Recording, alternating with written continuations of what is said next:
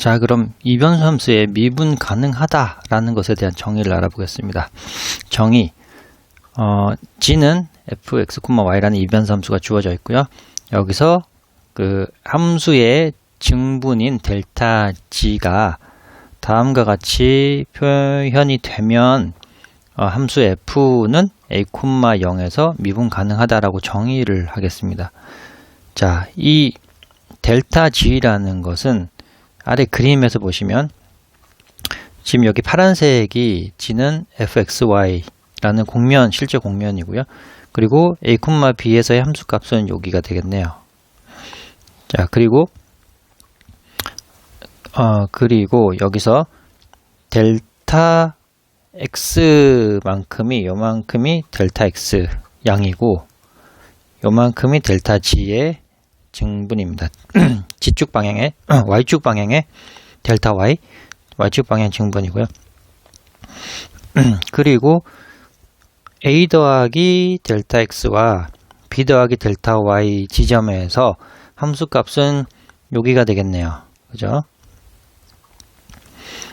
이렇게 보시고 이 점에서 함수값과 A, B에서 함수값의 차이를 dg 함수값 g의 증분이라고 하겠습니다.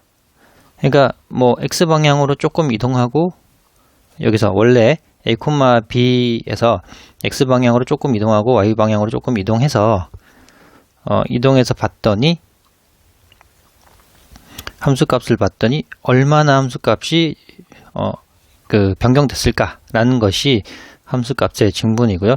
여기서 또 한 가지 주목할 것은 이 a, b라는 공면의 접평면을 구해 볼 수 있습니다. 접평면 a, b에서 여기서 접하는 접평면은 노란색이고요. 노란색이고 접평면 입장에서 델타 a, b에서 델타 x만큼 이동한 다음에 델타 y만큼 이동했을 때 접평면의 함수값 높이죠. g값 요만큼의 높이를 dg라고 보겠습니다. 자, 뭐 그럴듯하죠.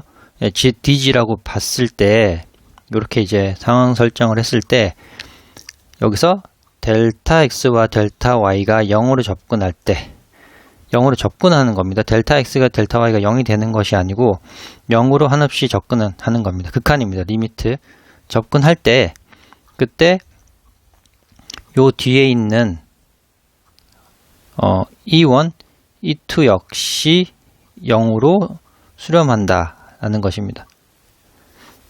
자, 왜냐하면 아래 접평면 입장에서 보면 접평면 방정식에 보면 이 g 빼기 요 함수값의 차이는 사실 이 값은 dg라고 볼 수 있죠. 여기서 보이는 dg 접평면이죠. 왜냐하면 여기 높이가 fx a, b고 여기 높이가 실제 요만큼 a 더하기 델타 x, b 더하기 델타 y에 있는 함수값이 요만큼이고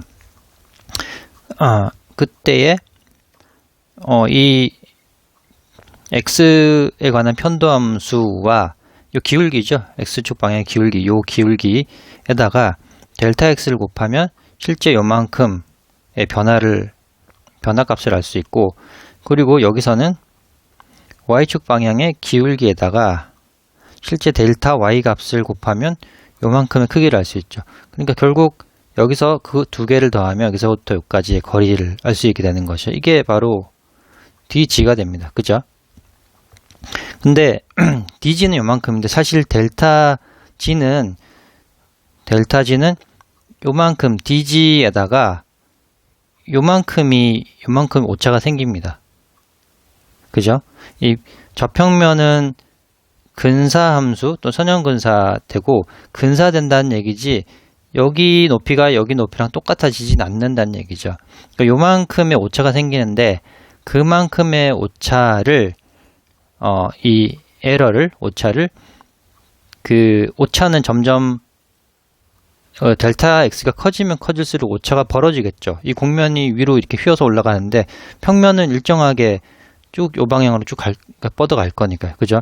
그러니까 델타 x와 델타 y가 커지면 커질수록 이 오차가 커집니다. 그래서 델타 x에 이 오차만큼의 곱해주면 비례하게 되는 거죠. 델타 x가 커지면 커질수록 이 요만큼의 저평면 근사와 실제 오차 값들이 점점점 벌어지게 되는 것이죠. 그래서 이게 E1에 델타 x 곱하고 E2에 델타 y를 곱하는데 E1, E2는 이제 이 곡면이 얼마나 휘어졌느냐, 저평면하고 얼마나 점점점 멀어지는 방향으로 많이 휘어졌느냐에 따라서 결정되는 뭐 상수, 계수가 되겠습니다. 어쨌건 어떤 값이건 간에 이런 식으로 표현이 되긴 하는데, 이제 그런 시각에서 보면 아무튼 델타 x와 델타 y가 굉장히 작아진다는 얘기는 요 점이 실제로 이쪽으로 한없이 접근해 나간다는 것이죠.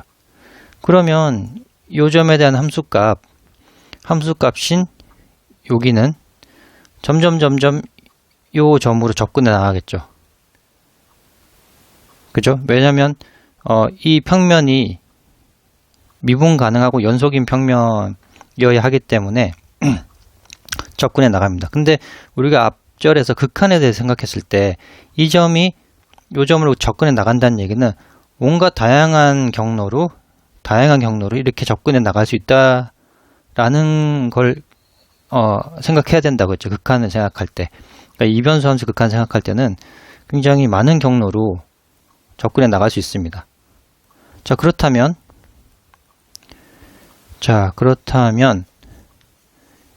그런 다양한 경로로 접근을 하더라도 E1과 E2가 0에 가까워진다. E1과 E2가 0에 가까워진다는 얘기는 결국 이 두 부분이 극한이 0으로 수렴한다는 얘기죠. 그죠? 그렇다는 얘기는 델타 G가 결국은 DG로 수렴한다는 얘기입니다. 그죠? 이 말이 무슨 말이냐면 델타 G는 곡면 위의 함수값이 차이고 DG는 저평면 위의 함수값 차이인데 실제 곡면이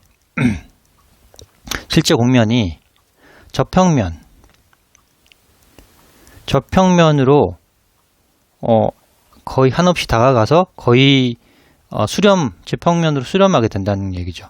어디서? A, B의 아주 근방에서 요 작은 A, B의 엄밀하게 말하면 A, B의 입실론 근방이라고 하는데 아무튼 이게 좀 어려우시면 A, B의 엄청나게 가까운 요 안에서는 사실 이 함수값이 저평면에 거의 수렴하게 된다는 얘기입니다. 그러니까 요 식의 의미가, 요만큼의 식과 조건의 의미가 바로 요 의미가 되겠습니다.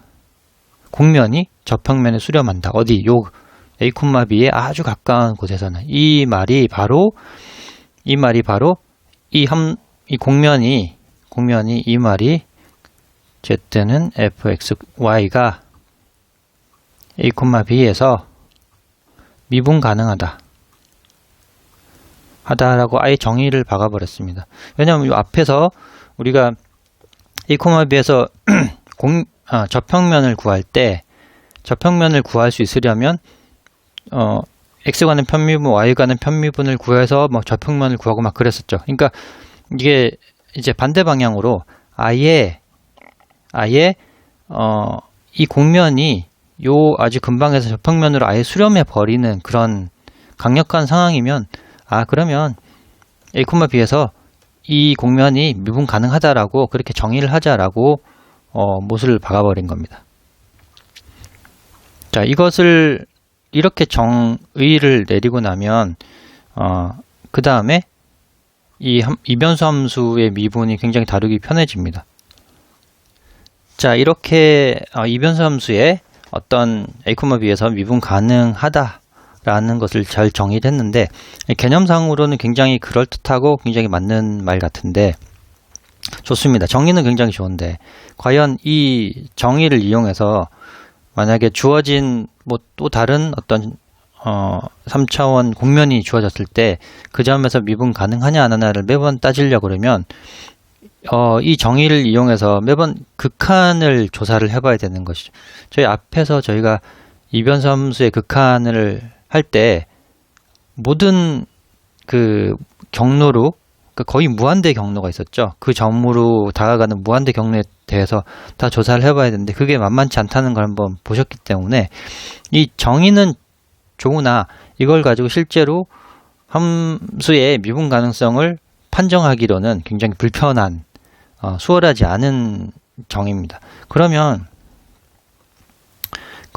미분 가능성을 판정할 수 있는 좋은 방법이 있습니다. 여기 바로 8번의 정리 8번이고요.